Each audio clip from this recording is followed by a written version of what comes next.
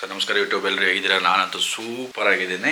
ಏನಕ್ಕಪ್ಪ ಇಷ್ಟೊಂದು ಎನರ್ಜಿ ಆಗಲಿ ಮಾರ್ನಿಂಗು ಅಂತಂದರೆ new excitement, new journey. So ಅದಕ್ಕಾಗಿ ಈಗ ಟೈಮ್ ಬಂದ್ಬಿಟ್ಟು ಆಲ್ಮೋಸ್ಟ್ 4:45 ಇದೆ. ಈಗ ನಾನು ಏರ್ಪೋರ್ಟಿಗೆ ಆಲ್ರೆಡಿ ಕ್ಯಾಬ್ ಬುಕ್ ಮಾಡಿದ್ದೀನಿ, ಕ್ಯಾಬ್ ಕೆಳಗಡೆ ಬಂದಿದೆ. ಸೊ ನಾನು ಲಗೇಜ್ ತಗೊಂಡು ಈಗ ಓಡ್ತಾ ಇದ್ದೀನಿ. ಆ್ಯಕ್ಚುಲಿ ಈ ಪ್ಲೇಸ್ ಬಂದ್ಬಿಟ್ಟು ಮೇಘಗಳ ಒಂದು ವಾಸಸ್ಥಾನ ಅಂತಲೇ ಕರೀತಾರೆ. ಅಫ್ಕೋರ್ಸ್ ಮೇಘಗಳ ವಾಸಸ್ಥಾನ ಅಂದರೆ ಅದೇ ಮೇಘಾಲಯ. ಸೊ ಅಲ್ಲಿಗೆ ಈಗ ನನ್ನ ಪ್ರಯಾಣ ಸ್ಟಾರ್ಟ್ ಆಗಿದೆ. ಸೊ ಬನ್ನಿ, ಈ ಒಂದು ಜರ್ನಿಯಲ್ಲಿ ರಾದರ್ ದೆನ್ ಸಿನಿಮ್ಯಾಟಿಕ್ ಜರ್ನಿಯಲ್ಲಿ ನನ್ನ ಜೊತೆ ಜಾಯ್ನ್ ಆಗಿ. So finally after 1 hour journey ಈಗ ಏರ್ಪೋರ್ಟ್ ಬಂದು ರೀಚ್ ಆಗಿದ್ದೀನಿ. ಸೆಕ್ಯೂರಿಟಿ ಚೆಕ್ ಇನ್ ಆಯಿತು. ಸೊ ಹೋಗ್ತಾ ಇದ್ದೀನಿ ಗೇಟ್ಗೆ. ಬೈ ದ ವೇ ಆಗಲೇ ಹೇಳೋದು ಮಾಡ್ತಾ, ಬೆಂಗಳೂರಿಂದ ಆ್ಯಕ್ಚುಲಿ ಮೇಘಾಲಯಗೆ ಡೈರೆಕ್ಟ್ ಫ್ಲೈಟ್ ಇಲ್ಲ. ನೀವೇನು ಬೆಂಗಳೂರಿಂದ ಮೇಘಾಲಯ ಹೋಗಬೇಕು ಅಂದರೆ ಫಸ್ಟ್ ಬಂದುಬಿಟ್ಟು ಗುವಾಹಟಿ ಫ್ಲೈಟ್ನ ತೊಗೋಬೇಕು, ಬೆಂಗಳೂರು ಟು ಗುವಾಹಟಿ. ಸೊ ಗುವಾಹಟಿಯಿಂದ ಬೈ ರೋಡ್ ಮೇಘಾಲಯ ಎಂಟ್ರಿ ಆಗ್ತೀವಿ.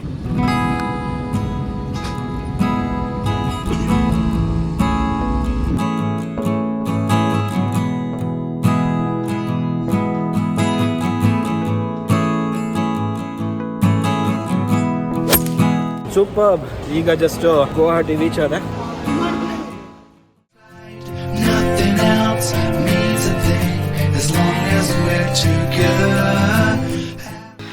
ಗುವಾಹಟಿ ಏರ್ಪೋರ್ಟ್ ಬಿಟ್ಟಿದ್ದು 12 ಗಂಟೆಗೆ. ಈಗ ಉಮಿಯಂ ಲೇಕ್ ಅಂತೇಳಿ ಶಿಲಾಂಗ್ ಹೋಗ್ಲಿಕ್ಕೂ ಮುಂಚೆ ಆಲ್ಮೋಸ್ಟ್ ಒಂದು 80 ಕಿಲೋಮೀಟರ್ಸ್ ಇದೆ ಗುವಾಹಟಿಯಿಂದ. ಇಲ್ಲಿಂದ ಶಿಲಾಂಗ್ ಬಂದ್ಬಿಟ್ಟು 15 ಕಿಲೋಮೀಟರ್ಸ್ ಇದೆ Umiam lake. This is like ತುಂಬ ಒಂದು ಫೇಮಸ್ ಒಂದು ಟೂರಿಸ್ಟ್ ಸ್ಪಾಟ್ ಇದು. ನೋಡ್ತಾ ಇರ್ಬೋದು, ಈಗ ಒಂಥರ ಕತ್ಲು ಥರ ಕಾಣಿಸ್ತಾ ಇದೆ. ಆ್ಯಕ್ಚುಲಿ ಹೇಳಬೇಕು ಅಂದರೆ ನಮ್ಮ ಬೆಂಗಳೂರಿಗೆ ಕಂಪೇರ್ ಮಾಡಿದರೆ ಈ ಒಂದು ಕಾಣಿಸ್ತಿರೋಂಥ ವೆದರ್ನ ಏನೋ ಒಂದು 8 ಗಂಟೆನೋ 7 ಗಂಟೆನೋ ಅನ್ಬೋದು ಬೆಳಿಗ್ಗೆ ಅಷ್ಟೊತ್ತಿಗೆ, ಅಥವಾ ಸಂಜೆ ಹೊತ್ತಿನಲ್ಲಿ ನೋಡ್ಬೇಕಂದ್ರೆ ನೀವು ಒಂದು 6 ಗಂಟೆ 7 ಗಂಟೆ ಆಗಿದೆ ಅಂದ್ಕೋಬೇಕು. ಬಟ್ ಈಗ ಟೈಮ್ ಬಂದ್ಬಿಟ್ಟು ಕಾಣಿಸ್ತಾ ಇದೆಯಾ 4:20 ಆಲ್ರೆಡಿ ನೋಡಿ ಎಷ್ಟು ಕತ್ಲಾಗಿದೆ ಅನ್ನಿಸ್ತಾ ಇದೆ. ಸೂಪರ್ ಆಗಿದೆ ಇಲ್ಲಿಂದ ನೋಡಲಿಕ್ಕೆ.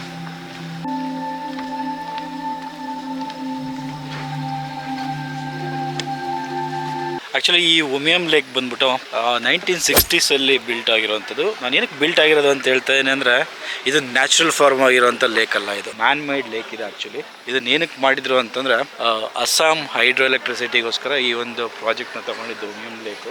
ಮ್ಯಾನ್ ಮೇಡ್ ಲೇಕ್ ಆಲ್ಮೋಸ್ಟ್ ಒಂದು 25 ಕಿಲೋಮೀಟರ್ಸ್ ರೇಂಜಲ್ಲಿದೆ. ಕೇಸ್ ಏನಾದ್ರು ನೀವು ಮೇಘಾಲಯ ಬರ್ತಾ ಇದ್ದೀರ ಅಂದರೆ ಮಿಸ್ ಮಾಡಿದೆ ಈ ಒಂದು ಪ್ಲೇಸ್ನ ನೋಡಿ.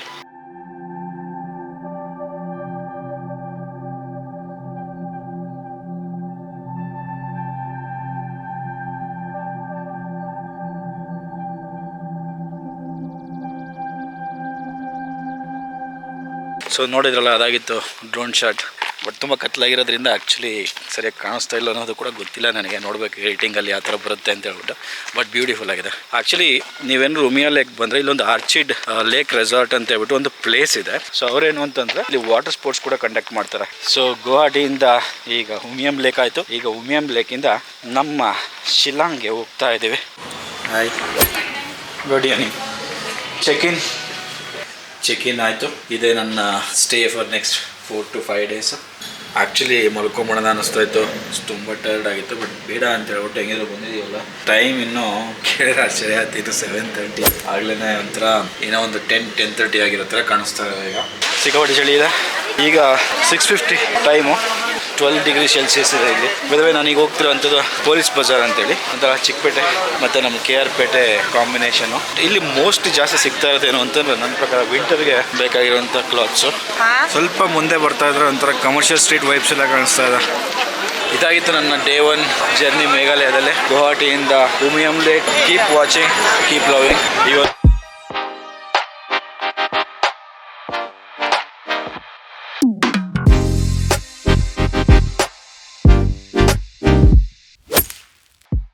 ನೋಡ್ತಿರ್ಬೋದು ನಾನು ಹಿಂದೆ ಬೆಳಕು. ಸೊ ಈಗ ನಮ್ಮ day 2 of Meghalaya trip start ಆಗ್ತಾ ಇದೆ. ಆ್ಯಕ್ಚುಲಿ ಮಾತಾಡೋಕ್ಕಾಗ್ತಿಲ್ಲ, ಯಾಕೆ ಅಂತ ತುಂಬ ಕೋಲ್ಡ್ ಇದೆ. ಈಗ ಟೈಮ್ ಬಂದ್ಬಿಟ್ಟು ಆ್ಯಕ್ಚುಲಿ 5:30. ಮೇಘಾಲಯದಲ್ಲಿ 5:30 ಎಷ್ಟು ಬೆಳಕಿದೆ ನೋಡಿ. ಮೇಘಾಲಯ ಬಗ್ಗೆ ಹೇಳೋದಾದ್ರೆ ಹೆಸರೇ ಹೇಳುತ್ತೆ, ಮೇಘಗಳ ಆಲಯ.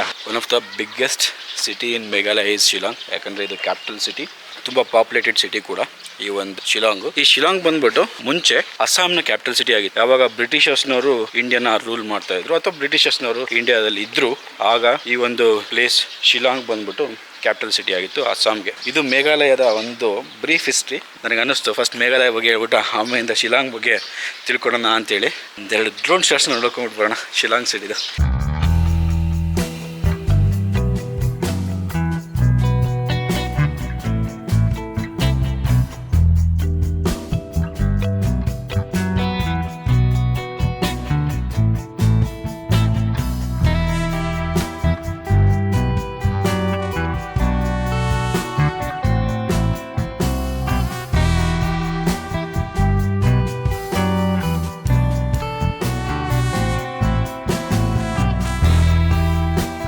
ಈಗ ಹೋಗ್ತಿರೋಂಥ ಪ್ಲೇಸ್ ಬಂದ್ಬಿಟ್ಟು ವಾಟ್ಸ್ ಲೇಕ್ ಅಂತೇಳಿ.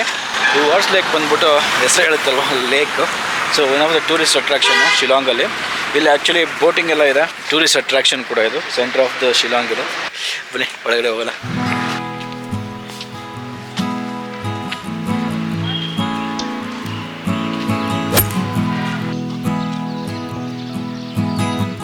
ಸೊ ವಾಟ್ಸ್ ಲೇಕಿಂದ ಈಗ ಮತ್ತೆ ನೆಕ್ಸ್ಟ್ ಡೆಸ್ಟಿನೇಷನ್ಗೆ ಹೋಗ್ತಾ ಇದ್ದೀನಿ.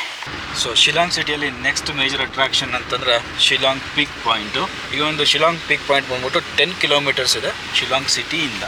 ಆ ಪ್ಲೇಸಲ್ಲಿ ಏನಿದೆ ಅಂತ ಹೇಳ್ಬಿಟ್ಟು ಅಲ್ಲೇ ಹೋಗ್ಬಿಟ್ಟು ತಿಳ್ಕೊಳ್ಳೋಣ ಅಂತ ಬನ್ನಿ. Welcome to Shillong peak point. So ಈ ಶಿಲಾಂಗ್ ಪೀಕ್ ಪಾಯಿಂಟು ಆ್ಯಕ್ಚುಲಿ ನನಗೂ ಗೊತ್ತಿರಲಿಲ್ಲ, ಇದೊಂದು ಏರ್ ಫೋರ್ಸ್ ಬೇಸಿನ ಮೇಲಿದೆ. ಈ ಒಂದು ಶಿಲಾಂಗ್ ಪೀಕ್ ಪಾಯಿಂಟ್ ಬಂದ್ಬಿಟ್ಟು ಆಲ್ಮೋಸ್ಟ್ 1962 ಫೀಟ್, ಅಂದರೆ 1962 ಫೀಟ್ ಸಿ ಲೆವೆಲ್ಗಿಂತ ಎಬೋವ್ ಇದೆ. ಎಲ್ಲರೂ ಹೇಳೋ ಪ್ರಕಾರ ಶಿಲಾಂಗ್ ಸಿಟಿ ಅಫ್ಕೋರ್ಸ್ ಕಾಣಿಸುತ್ತೆ, ಯಾಕಂದರೆ ಶಿಲಾಂಗ್ ಇರೋದ್ರಿಂದ.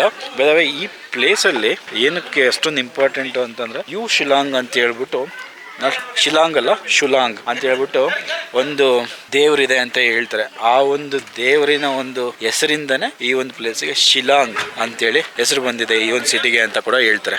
ಇಲ್ಲೆಲ್ಲ ಮೂರುವರೆ ಏನಂತಂದ್ರೆ ಡ್ರೋನ್ ಕೂಡ ರಿಸ್ಟ್ರಿಕ್ಷನ್ಸ್ ಇದೆ, ಡ್ರೋನ್ ಎಲ್ಲ ಆರ್ಸಂಗಿಲ್ಲ, ಯಾಕೆಂದರೆ ಏರ್ಫೋರ್ಸ್ ಬೇಸ್ ಎಲ್ಲ ಇರೋದ್ರಿಂದ. ವ್ಯೂ ನೋಡೋದಕ್ಕೂ ಮುಂಚೆ ಇನ್ನೊಂದು ಹೇಳಬೇಕು ಅಂದರೆ ಈ ಒಂದು ಪ್ಲೇಸಿಂದ ಬಾಂಗ್ಲಾದೇಶ್ ಬಾರ್ಡರ್ ಕೂಡ ಕಾಣಿಸುತ್ತೆ. ಸ್ವಲ್ಪ ಲಕ್ ಇತ್ತು ಅಂದರೆ ನಮಗೆ ಇವನ್ ಹಿಮಾಲಯಸ್ ಕೂಡ ಕಾಣಿಸುತ್ತೆ ಅಂತ ಹೇಳ್ತಾರೆ. ಸೊ ಬನ್ನಿ ಹೋಗ್ಬಿಟ್ಟು ನೋಡೋಣಂತೆ. ಶಿಲಾಂಗ್ ಸಿಟಿ ಬೈನಾಕರಲ್ಲಿ ನೋಡಲಿಕ್ಕೆ 20 ರೂಪೀಸ್ ಕೊಡಬೇಕು 1 ಮಿನಿಟಿಗೆ.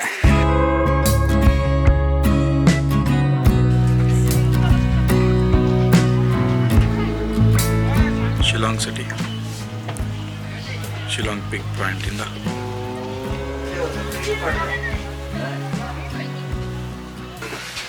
ಆಲ್ಮೋಸ್ಟ್ ಒಂದು ಈ ಲೆನ್ಸ್ ಬಂದ್ಬಿಟ್ಟು 20 to 120 ಲೆನ್ಸ್ ಇದು. ಆಲ್ಮೋಸ್ಟ್ 10ರಿಂದ 12 ಕಿಲೋಮೀಟರ್ವರೆಗೂ ನೋಡ್ಬೋದು ಶಿಲಾಂಗ್ ಸಿಟಿನ. ಸೂಪರಾಗಿ ಕಾಣಿಸ್ತಾ ಇದೆ. ಸೊ ಅಲ್ಲಿ ನೋಡಿ ಅವರೆಲ್ಲ ಡ್ರೆಸ್ ಹಾಕ್ಕೊಂಡಿದಾರಲ್ಲ, ಅದೆಲ್ಲ ಬಂದ್ಬಿಟ್ಟು ಖಾಸಿ ಅಟೈರ್ ಅಂತೇಳಿ ಇಲ್ಲಿನ ಒಂದು ಮೇಘಾಲಯದ ಒಂದು ಟ್ರೆಡಿಷ್ನಲ್ ಅಟೈರ್. ಅದೆಲ್ಲ ಇಷ್ಟೇ ಈ ಒಂದು ಪಿಕ್ ಪಾಯಿಂಟಲ್ಲಿ ಇರುವಂಥದ್ದು. ಬಟ್ ಲೆನ್ಸ್ ಇಲ್ಲಿಂದ ನೋಡಿದ್ರೆ ಮಾತ್ರ ತುಂಬ ಚೆನ್ನಾಗಿ ಕಾಣಿಸ್ತಾ ಇತ್ತು ಶಿಲಾಂಗ್. ನನಗಂತೂ ತುಂಬಾ ಖುಷಿ ಆಯಿತು. ಆ್ಯಕ್ಚುಲಿ ಏನಂದ್ರೆ ನಾವು ಇಲ್ಲಿಂದ ಪೀಕಿಂದ ನೋಡಿದ್ರೆ ನಮ್ಮ ಕಣ್ಣಿಗೆ ಚಿಕ್ಕ ಒಂಥರ ಬೆಂಕಿ ಪುಟ್ಟಿನ ಥರ ಕಾಣಿಸುತ್ತೆ. ಅಲ್ಲಿಂದ ನೋಡಿದ್ರೆ ಮಾತ್ರ ಆ್ಯಕ್ಚುಲ್ ವ್ಯೂಸು ಸೂಪರ್ ಆಗಿತ್ತು. ಮೋಸ್ಟ್ಲಿ ನೆಕ್ಸ್ಟ್ ಪ್ಲೇಸ್ ಬಂದ್ಬಿಟ್ಟು ಎಲಿಫೆಂಟ್ ಫಾಲ್ಸು ಅಂತ ಅಂದ್ಕೊಂಡಿದ್ದೀನಿ. ಬನ್ನಿ ನೋಡೋಣ ಅಂತ ನೆಕ್ಸ್ಟ್ ಪ್ಲೇಸ್ನ. ಇದು ಕಾಸಿ ಅಂತೇಳಿ ಒಂದು ಟ್ರೆಡಿಷ್ನಲ್ ಅಟೈರ್, ಅವ್ರ ಜೊತೆ ಒಂದು ಫೋಟೋ ತಗೊಂಡಿದ್ದೀನಿ. Not understanding my language is Kannada, Karnataka.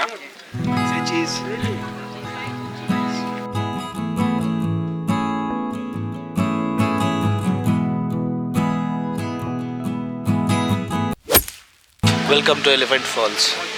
Elephant falls ಏನು ವಿಶೇಷತೆ ಅಂತಂದರೆ ಇಲ್ಲಿ 3 ಸ್ಟೆಪ್ ವಾಟರ್ ಫಾಲ್ ಇದೆ, ಅದೇ ಒಂದು ವಿಶೇಷತೆ. ಬಟ್ ನೇಚರ್ ಮಾತ್ರ ಬ್ಯೂಟಿಫುಲ್ ಆಗಿದೆ ಅಂತ ಕೇಳಿದ್ದೀನಿ. ಬನ್ನಿ ಜಲ್ದಿ ಹೋಗೋಣ. So honourable prime minister Shri Narendra Modi on 28/5, 2016 visited the picturesque Elephant Falls in Meghalaya. ಅಂದರೆ ಈ ಪ್ಲೇಸ್ನ ನರೇಂದ್ರ ಮೋದಿ ಅವರು ವಿಸಿಟ್ ಮಾಡಿಬಿಟ್ಟು 28/5/2016 ಈ ಒಂದು ಪ್ಲೇಸಿಗೆ ಮಸ್ಟ್ ವಿಸಿಟ್ ಪ್ಲೇಸ್ ಅಂತ ಹೇಳ್ಬಿಟ್ಟು ಹೇಳಿದ್ದಾರೆ. ನೀವೇನಾದ್ರು ಮೇಘಾಲಯ ವಿಸಿಟ್ ಮಾಡ್ತಾ ಇದ್ದೀರಂದರೆ one of the must visit place ಅಂತ ಕೂಡ ನರೇಂದ್ರ ಮೋದಿನೇ ಹೇಳಿದಾರಂತೆ. ಮತ್ತು ಈ ಒಂದು ಪ್ಲೇಸಲ್ಲಿ ಮೇಘಾಲಯದಲ್ಲಿ ಇಂಪಾರ್ಟೆಂಟ್ ಏನಂತಂದರೆ ನೀವೆಲ್ಲೇ ನೋಡಿ ಪ್ಲಾಸ್ಟಿಕ್ಕು ಬಳಕೆ ತುಂಬ ಕಡಿಮೆ ಇದೆ. ನೋಡಿ ಅಲ್ಲಿ ಕಾಣಿಸ್ತಾ ಇದೆಯಲ್ಲ, ಆ ಥರದ್ದು ಬಾಸ್ಕೆಟ್ಗಳು ಇಟ್ಟಿದ್ದಾರೆ. ಅಂದರೆ ಅದೆಲ್ಲ ಬ್ಯಾಂಬೂಯಿಂದ ಮಾಡಿರೋಂಥ ಬಾಸ್ಕೆಟ್ಗಳು. ಆಲ್ಮೋಸ್ಟ್ ಇಲ್ಲಿ ಪ್ಲಾಸ್ಟಿಕ್ ಬಳಕೆನ ತುಂಬ ಕಡಿಮೆನೇ ಮಾಡ್ತಾರೆ ಇಲ್ಲೆಲ್ಲ. ಕೇಳಿಸ್ತಿದೆಯಾ ಸೌಂಡು?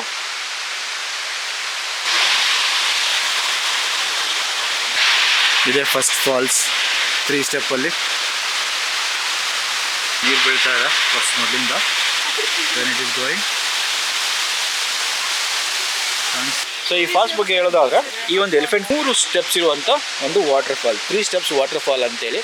ಸೊ ಅದಾದಮೇಲೆ ಬ್ರಿಟಿಷ್ ಅವರು ಇಂಡಿಯಾಗೆ ಬಂದ ಮೇಲೆ ಏನಾಯಿತು ಅಂದರೆ ಈ ಒಂದು ಫಾಲ್ಸ್ಗೆ ಎಲಿಫೆಂಟ್ ಫಾಲ್ಸ್ ಅಂತ ಹೇಳ್ಬಿಟ್ಟು ಒಂದು ರೀನೇಮ್ ಮಾಡಿದ್ರು. ಆ ರೀನೇಮ್ನ ಏನಕ್ಕಪ್ಪ ಮಾಡಿದ್ರು ಅಂತಂದರೆ ಈ ಒಂದು ಫಾಲ್ಸ್ನ ಒಂದು ರಾಕ್ ಬಂದ್ಬಿಟ್ಟು ಯಾವ ಥರ ಇತ್ತು ಅಂದರೆ ಅದು ಎಲಿಫೆಂಟಿನ ಫುಟ್ ಅಥವಾ ಕಾಲಿನ ಥರ ಕಾಣಿಸ್ತಾ ಇತ್ತು. ಅದಕ್ಕೋಸ್ಕರ ಇದಕ್ಕೆ ಎಲಿಫೆಂಟ್ ಫಾಲ್ಸ್ ಅಂತ ಕರಿತಾ ಇದ್ರು. 1897 ಭೂಕಂಪ ಆಗ್ಬಿಟ್ಟು ಒಂದು ಅರ್ಥಕ್ವೇಕಲ್ಲಿ ಆ ಒಂದು ರಾಕ್ ಕೂಡ ಹಾಳಾಗೋಯ್ತು ಅಥವಾ ಡೆಸ್ಟ್ರಾಯ್ ಆಯಿತು. ಈಗ ನೋಡ್ಲಿಕ್ಕೆ ಸಿಗಲ್ಲ. But our falls name remain same as elephant falls. First falls ಆಯ್ತಲ್ಲ, ಸೊ ಈಗ ಸೆಕೆಂಡ್ ಫಾಲ್ಸ್ ಸಿಗೋಣ ಬನ್ನಿ. ಸೊ ಇದು ಬಂದ್ಬಿಟ್ಟು ಸೆಕೆಂಡ್ ವಾಟರ್ ಫಾಲ್ಸು. ಫಸ್ಟ್ ಫಾಲ್ಸಲ್ಲಿ ನೋಡಿದ್ರಿ ಅಲ್ಲಿಂದ ನೀರು ಬಂತು. ಇದು ಸೆಕೆಂಡ್ ಫಾಲ್ಸು. ಸೆಕೆಂಡ್ ಫಾಲ್ಸ್ ಆದಮೇಲೆ ಇಲ್ಲಿಂದ ನಾವೀಗ ಕೆಳಗಡೆ ಅಲ್ಲಿ ಹೋಗೋದು.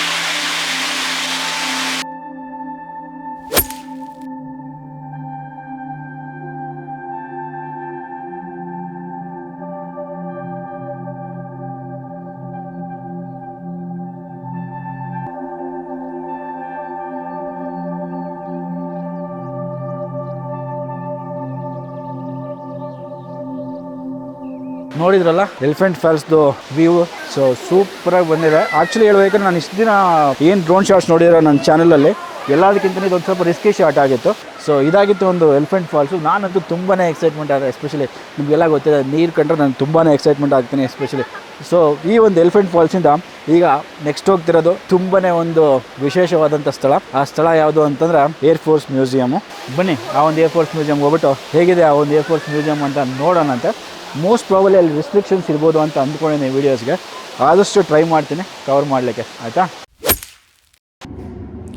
ಏರ್ಫೋರ್ಸ್ ಮ್ಯೂಸಿಯಮ್ ಬಂದಮೇಲೆ ನಾವು ಸ್ವಲ್ಪ ಏರ್ಫೋರ್ಸ್ ಟ್ರೈನಿಂಗ್ ಕಲ್ತ್ಕೊಳ್ಳೋಣ ಅಂತೇಳಿ ಒಂದು ಮಾಕ್ ವಿಡಿಯೋ ಗೇಮ್ ಇದೆ, ಆಡೋಣ ಬನ್ನಿ ಇಲ್ಲಿ.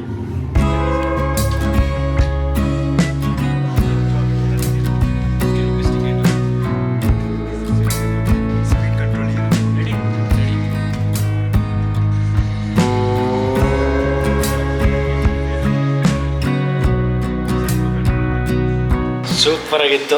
ಫೈನಲಿ ಏರ್ ಪೈಲಟ್ ಲೈಸೆನ್ಸ್ ಕೂಡ ಬಂದಾಯಿತು ವಿಡಿಯೋ ಗೇಮಿಂದ. ನೈಸ್. ನೋಡಿದ್ರಲ್ಲ, ಅದಾಗಿತ್ತು ಒಂದು ಏರ್ಫೋರ್ಸ್ ಮ್ಯೂಸಿಯಮ್ಮು. ಇಲ್ಲೆಲ್ಲ ಒಳಗಡೆ ವೀಡಿಯೋಸ್ ತುಂಬ ರೆಸ್ಟ್ರಿಕ್ಷನ್ಸ್ ಇತ್ತು, ಜಾಸ್ತಿ ವೀಡಿಯೋಸ್ ಮಾಡಲಿಕ್ಕೆ ಹೋಗಲಿಲ್ಲ. ಎಕ್ಸ್ಪೀರಿಯನ್ಸ್ ಮಾತ್ರ ತುಂಬ ಚೆನ್ನಾಗಿತ್ತು. ಸೊ ನೀವು ಕೂಡ ನನ್ನ ಜೊತೆ ಎಂಜಾಯ್ ಮಾಡಿದ್ರ ಅಂತ ಅಂದ್ಕೊಳ್ತೀನಿ.